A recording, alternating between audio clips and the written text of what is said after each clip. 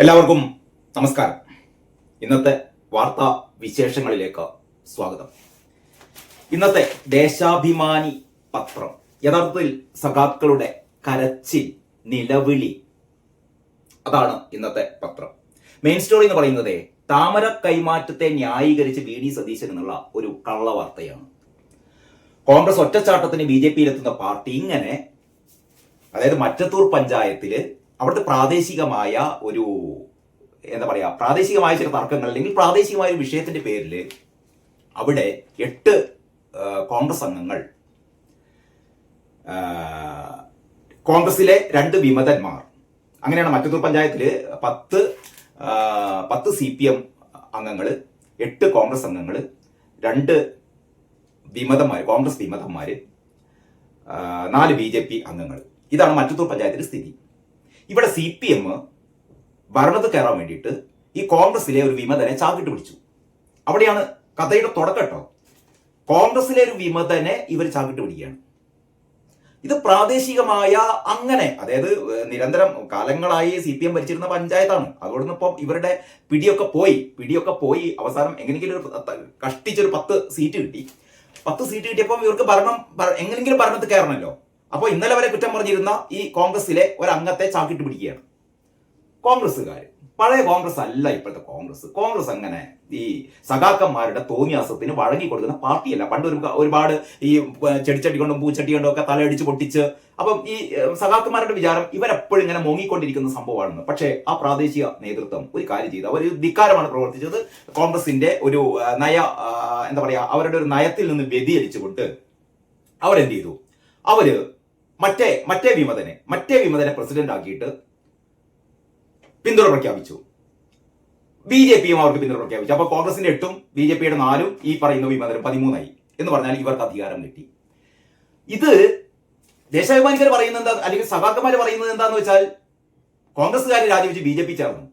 ഈ രാജിവെച്ച ആൾക്കാർ തന്നെ പറയുന്നുണ്ട്, ഞങ്ങൾ രാജിവെച്ചു, ശരി, കോൺഗ്രസിൽ നിന്ന് രാജിവെച്ചു, ഞങ്ങൾ പ്രാദേശികമായ ചില തർക്കങ്ങളുടെ പേരിൽ ഞങ്ങൾ തൽക്കാലം രാജിവെച്ചു, ശരി തന്നെ, പക്ഷെ ഞങ്ങൾ BJP പോയിട്ടില്ല. പക്ഷെ സഖാക്കന്മാർക്ക് ഈ BJP എതിർക്കുന്നത് ഞങ്ങൾ മാത്രമേ BJP എതിർക്കാനുള്ളൂ. കോൺഗ്രസ് BJP-യും ആയി ഒരു അഡ്ജസ്റ്റ്മെന്റ് ആണ് എന്ന് പറഞ്ഞുകൊണ്ടിരിക്കുകയാണ്. എന്തുകൊണ്ടാണ് പറഞ്ഞുകൊണ്ടിരിക്കുന്നത് അറിയോ?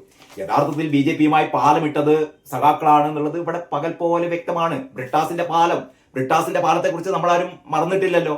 മാത്രമല്ല നരേന്ദ്രമോദി എന്ത് പറയുന്നോ അത് അനുസരിക്കാൻ ബാധ്യസ്ഥനായി വിനീത വിധേയനായി നിൽക്കുന്ന PM ശ്രീ പദ്ധതിയിൽ ഒപ്പിട്ടു. ഗവർണറുമായി സമവായം. പുറത്ത് BJP-യെ ഞങ്ങൾ എതിർക്കും, BJP-യെ എതിർക്കുന്ന ഏക പാർട്ടി ഞങ്ങളാണെന്നൊക്കെ വീമ്പ് പറയും. പക്ഷേ അമിത്ഷാ കണ്ണുരുട്ടിയാൽ, നരേന്ദ്രമോദി കണ്ണുരുട്ടിയാൽ പിണറായി പെടുക്കും. അത് നമ്മൾ എത്ര പ്രാവശ്യം കണ്ടതാണ് അല്ലെ? PM ശ്രീ വിഷയത്തിൽ കണ്ടു. ബ്രിട്ടാസാണ് ഇതിന് പാലമായത്. ബ്രിട്ടാസാണ് മുന്ന പരിപാടി നടത്തിയത് ബ്രിട്ടാസാണ് എന്ന് ലോകർക്കെല്ലാവർക്കും മനസ്സിലായി. എന്നിട്ടും പറഞ്ഞുകൊണ്ടിരിക്കുകയാണ് ഞങ്ങൾ BJP എതിർക്കും. കോൺഗ്രസ് ആണ് BJP-യുമായി സഖ്യമുണ്ടാക്കുന്നതെന്ന് പറയാനുള്ള ഒരു അവസരമായി ഈ മറ്റത്തൂരിലെ ഈ സംഭവം, ഇതാണ് ഇവര് മെയിൻ സ്റ്റോറി ആക്കിയത്. ഈ സഖാക്കന്മാർ ഇതുവരെ തീരുമാനിച്ചു കഴിഞ്ഞിട്ടില്ല എന്തുകൊണ്ടാണ് തോറ്റതെന്ന്. എന്തുകൊണ്ടാണ് പഞ്ചായത്ത് തിരഞ്ഞെടുപ്പിൽ അട്ടപടലം പൊട്ടിപ്പോയത് എന്നുള്ളതിനെ പറ്റി ഇവർ ഇതുവരെ ഒരു തീരുമാനത്തിലെത്തിയിട്ടില്ല. പക്ഷെ ഇവര് അന്യന്മാരുടെ കാര്യം മുഴുവനും കോൺഗ്രസിന്റെ പ്രശ്നങ്ങൾ മുഴുവൻ പരിഹരിക്കാൻ വേണ്ടി നടക്കുകയാണ്. കോൺഗ്രസ്സുകാർ മുഴുവൻ അലമ്പുകളാണ്. BJP അതിനേക്കാൾ ഫാസിസ്റ്റ് സവർണ ഫാസിസം BJP. കോൺഗ്രസ്സുകാർ ഇവരുമായിട്ട് പാലുണ്ടാക്കല്.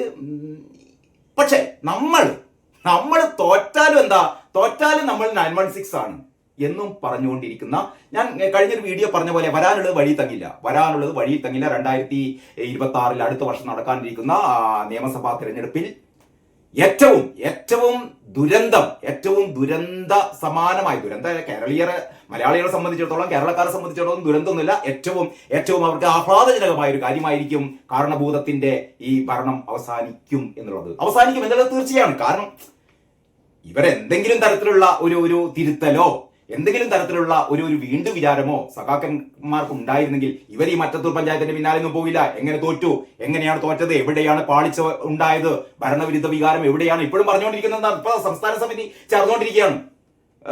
മറ്റേ ഇത് കഴിഞ്ഞു, എന്താ പറയാ, ഇവരുടെ എല്ലാ ജില്ലാ അവലോകന യോഗങ്ങളൊക്കെ കഴിഞ്ഞു, സംസ്ഥാന സെക്രട്ടേറിയറ്റ് കഴിഞ്ഞു. അതിനൊക്കെ അവസാനം കിട്ടിയ പാടെന്ന് പറഞ്ഞാൽ ഭരണവിരുദ്ധ വികാരമില്ല. പക്ഷേ ജില്ലാ കമ്മിറ്റികളൊക്കെ പറയുന്നു ഭരണവിരുദ്ധ വികാരമുണ്ട്, കാരണഭൂതത്തിനെതിരെയാണ് ജനങ്ങൾ. കാരണഭൂതത്തിന്റെ എതിരെ ജനങ്ങൾ മാത്രമല്ല. നിങ്ങൾക്കൊരു കാര്യം അറിയൂ, നിങ്ങൾ പാർട്ടിയിലെ താഴെക്കിടയിലുള്ള നേതാക്കന്മാർ, പാർട്ടിയിലെ പ്രവർത്തകർ, ഇവരോടൊക്കെ അന്വേഷിച്ചു നോക്കൂ. എല്ലാവരും കാരണഭൂതത്തിനെതിരാണ്. കുറച്ച് അടിമകൾ ഉണ്ടാവും.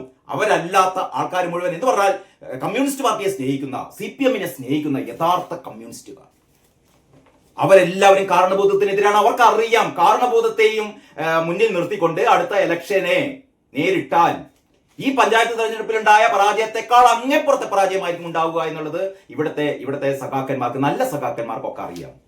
പക്ഷെ ഇവർ പറയില്ല, കാരണം പേടിയാണ്. കാരണം പിണറായി ആണ് പാർട്ടിയെ നിയന്ത്രിക്കുന്നത്. സംസ്ഥാനത്ത് മാത്രമല്ല, കേന്ദ്രത്തിൽ വരെ CPM-ന് ഒരൊറ്റ നേതാവേ ഉള്ളൂ, അത് പിണറായിയാണ്. പിണറായി പറഞ്ഞാൽ അതിന്റെ അക്കം പുറം ഒന്നുമില്ല. ബേബി സഖാവ് മുള്ളും പിണറായി കണ്ണുരുട്ടിയാൽ, അത്രയുള്ളൂ. ഗോവിന്ദൻ സഖാവിന്റെ കാര്യം പിന്നെ പറയാനില്ല. ജീവിക്കാനുള്ള ആശ കൊണ്ട്, അല്ലെങ്കിൽ എങ്ങനെയെങ്കിലും നിലനിൽക്കാനുള്ള ആഗ്രഹം കൊണ്ട് പിണറായിന്റെ കാല് നക്കി ഇങ്ങനെ കഴിഞ്ഞുകൂടിയാണ്. ഉള്ളിൽ മുഴുവനും പിണറായി വിദ്വേഷമാണ്. ഒരു ചാൻസ് കിട്ടിയാൽ അടിക്കട്ടോ, ഒരു ചാൻസ് കിട്ടിയാൽ അടിക്കാൻ കാത്തിരിക്കുകയാണ് ഗോവിന്ദനും ബേബി സഖാവും. പിന്നെ കുറെ മറ്റു സഖാക്കന്മാരൊക്കെ ഉണ്ട്. ഇവരൊക്കെ ഇങ്ങനെ കാത്തിരിക്കുകയാണ്, എപ്പം വീഴും, എപ്പം കാലിടറെന്ന് നോക്കിയിരിക്കുകയാണ്. പക്ഷേ ഇപ്പം നിവർന്നു നിന്നിട്ട്, എടോ കാരണഭൂതമേ, നീയാണടോ ഈ തോൽവിക്ക് കാരണം, മാറി നിൽക്കടോ കടക്ക് പുറത്ത് എന്ന് പറയാനുള്ള ഗഡ്സ്, എന്ന് പറയാനുള്ള ആംബിയർ ഒരുത്തനുമില്ല.